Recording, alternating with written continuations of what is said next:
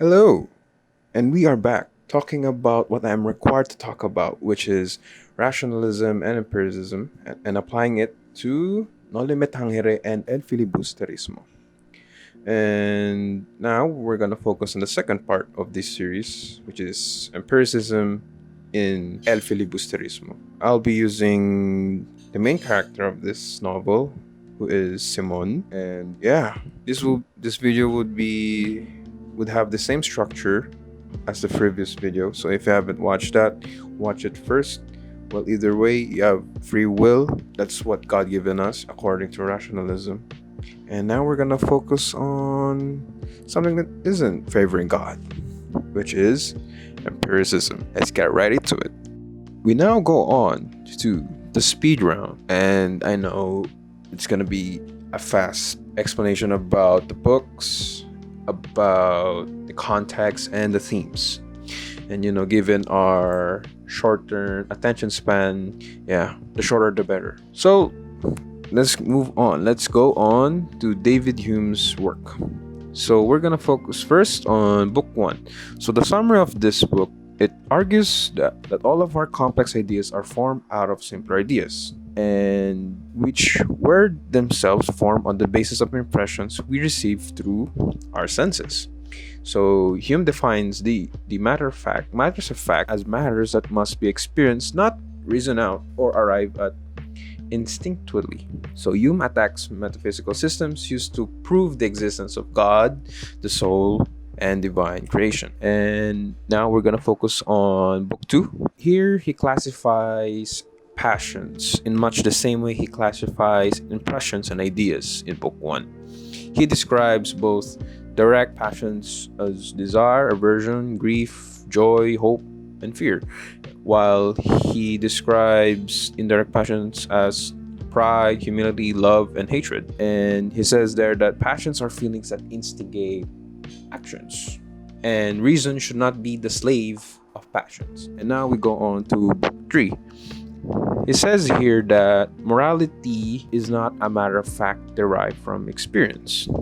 And he argues that vice and virtue are impressions rather than ideas. So the analysis of the books is that in the first book, so we go on here that Hume was the third in the series of great British empiricists. Well, the first one is John Locke and George Berkeley. So we got the big three of empiricism right here. Here, he insisted that metaphysical issues should be held to the same process of inquiry as investigations in the realm of ethics or physical science. His discussions of passions and reason sets the stage for book 3 and his discussion of morality. In book 2, he says that passions are completely different from reason and cannot be categorized as reasonable or unreasonable. So this conclusion in book 2 presents a dilemma for rationalists who view morality as the result of God-given reason. Lastly, in book 3, here he puts a connection on moral decisions to feelings, which would lead him to the separation of morality from reason.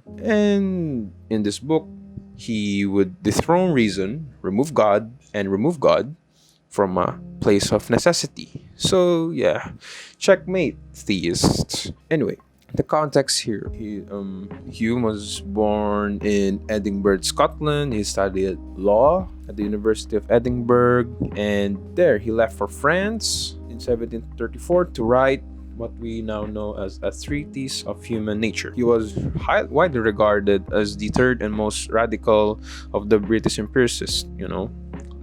He's the big three: Locke, Berkeley, and Hume. And he argued that all knowledge results from our experience and it is not received from God. So that's basically it about the treatise. Next, we go on to El Filibusterismo. Here now we focus on Simon. He is a wealthy jeweler, plans to stage a revolution against the Spanish. And here it just goes downhill for Simon. And also, spoiler, he is Crisostomo Ibarra. If you did not know, I apologize for that. Anyway, the context in this book is that Jose Rizal wrote this after he experienced the negative repercussions of his first book, Noli Me Tangere. So you could say it's a win because Spanish are angry. So this one, it led to increase in oppression towards his family who face a lot of unnecessary persecutions and legal attacks. Yikes. So the overall themes and analysis in this book is that yes, it is a sequel. In it, we can see that the Spanish authorities are corrupt and hypocritical. The persistence of Simon to push through with the rebellion seems to suggest that independence is attainable through revolution. So also it explains here that the ending should not be interpreted as Rizal's categorical stand against revolution. We could say that Rizal is against unprepared and disorganized rebellion of uneducated people, which could have him slim chance of victory, which what Simon did. So we focus now on the main character, Simon. So his history, well, we both know he's in the past two novels. In the first novel, he is idealistic and believes social reforms can end the Spanish-ruled Philippines. But now, revolution now. And in his personality, after the incidents of Noli Me Tangere, he created a different persona for Simon.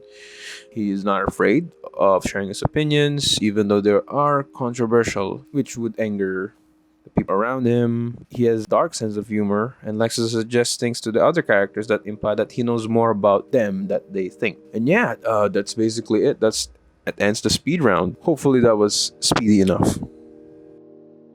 Alright, this is going to be a bit different with rationalism, because here in this video I'm gonna focus more on the concepts we could see on Hume's work. And now, so let's go. First is the quote: "The victory is not gained by the man at arms who manage the pike and the sword, but by the trumpeters, drummers, and musicians of the army." I want to talk about the uncertainty of causation. Hume argues against the concept of cause and effect. He says that causation is assumed but ultimately unknowable. So, to be honest, we do not know that there is a first cause or a place for God. He says that if we accept our limitations, we can still function without abandoning our assumptions. So I think this applies to Simon's life when he says when he quotes, "What is done is done. I should not fall alive into anyone's hand." For me here, he doesn't give a crap. He doesn't give a shit about what's gonna happen next. All he wants, his goal is to free the Philippines and to save Maria Clara. And yeah, I think we should follow that. Just go with the flow. Probably a good advice. Now I want to talk about is in the quote that generally speaking, the errors in religion are dangerous, those in philosophy only ridiculous. So the concept that I want to discuss in the book is religious morality and moral utility. Hume proposes the idea that moral principles are rooted in their utility or usefulness, rather in God's will. He argues that some principles simply appeal to us and others do not. Human beings are biologically inclined to approve and support whatever helps society. Applying this to El Fili, Simon says that you bond together so that with your efforts you can bind your country to Spain with garlands of roses, when in reality you are forging her chains harder than diamond. I think that's what's interesting in the novel when it talks about revolution, that it's not God's will, probably not God's will. It's just that